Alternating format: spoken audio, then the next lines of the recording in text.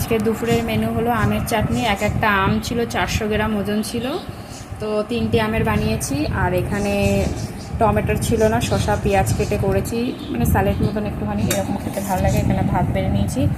আর প্রথমবার পাট শাক এরকম ভেজেছি। আমি তো জীবনেও পাট শাক খাইনি, আমার বড় বলে এরকম করে করতে হয়, তো করেছি। দেখা যাক, ও তো বলছে কেমন লাগছে। কেমন লাগছে? হ্যাঁ, ভালো হয়েছে। সব থেকে এই রেসিপিটা ভালো হয়েছে, দেখতেও যেরকম হয়েছে খেতেও সেই হয়েছে। তো অবশ্যই তোমরা কমেন্ট করে জানাবে চিকেনটা কেমন লাগছে দেখতে। তো খেয়ে আমি বলছি, আর আমার বর খেয়ে বলুন কেমন হয়েছে। আমি প্রথমবার পাট শাক ভাজা খাচ্ছি, মোটামুটি ভালো লাগছে। এর থেকে বরঞ্চ লাফা শাক বেশি টেস্ট। এই যে আমার বর চিকেন নিয়ে নিচ্ছে। কেমন হয়েছে খেতে? খুব সুন্দর হয়েছে গো।